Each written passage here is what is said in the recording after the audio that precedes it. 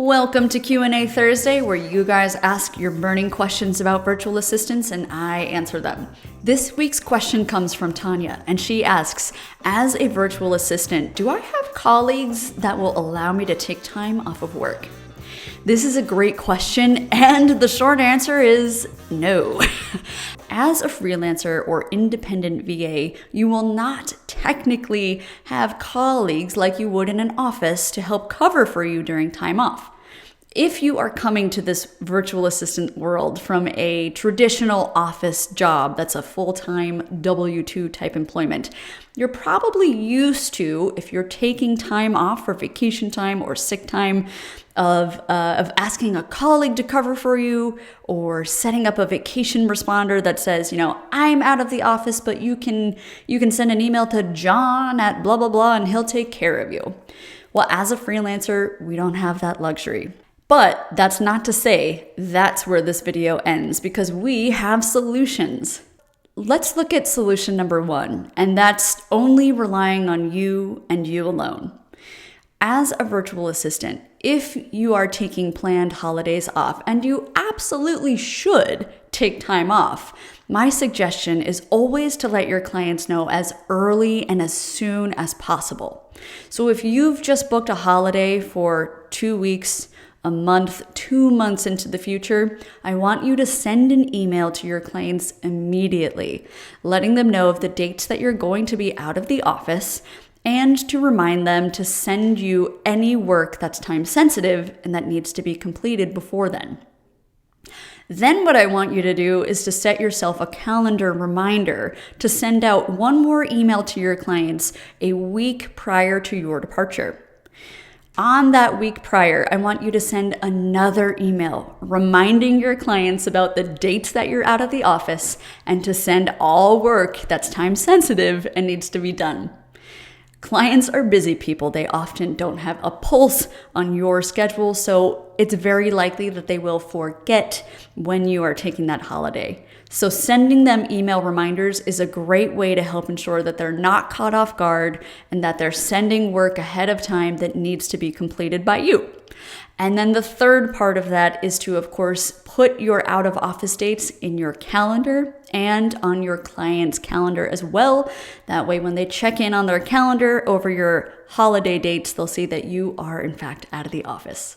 Now, the second part I want to talk about is it possible to build your own virtual assistant network where other people cover for you? And the answer is yes, although it's not done very often. That's not to say that you can't do it. It's just so far not an industry standard. And I very well think that could change. So here's the thing. You as a VA have a golden opportunity as a business owner and a virtual assistant to build your own network of trusted VAs. These are other assistants that you're meeting online, much like myself. I want you to think about building a rapport with these people. Getting to know people on a personal and professional level can be really, really beneficial to you both.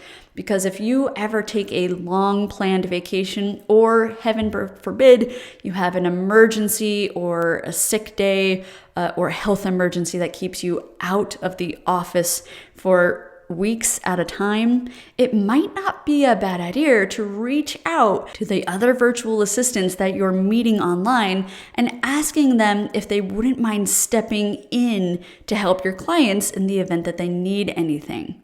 Now, I would be remiss if I pretended like setting up your own virtual assistant network to step in while you're taking vacation days is easy. It's not easy because you need to trust the person. And then it gets a little complicated when you start getting into questions like, how much access do you give this person? Do you give them access to your client's calendars? Do you give them your client's credit card info? Chances are your client also would not be that comfortable with a virtual stranger stepping in to help them. So it can be a little more convoluted once you start to kind of build this. And then thirdly, how do you handle payments? If another virtual assistant is stepping in to help assist your clients while you're out of the office, how do you pay them?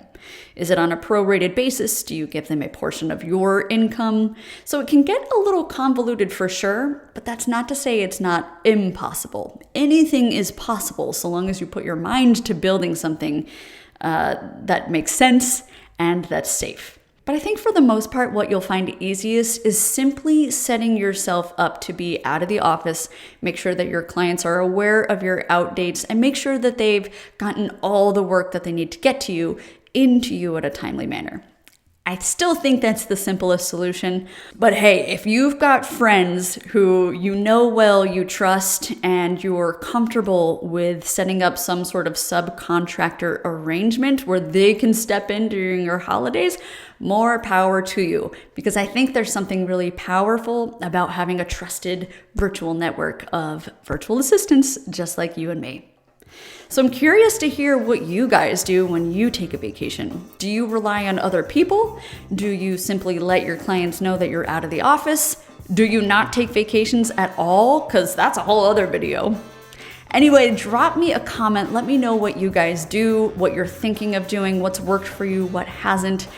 And as always, send me your questions about virtual assistants and freelancing, because I'm here for you, this community is here for you, and we're all excited to help rise the tide for all. Thank you guys so much, and I will see you on next week's video.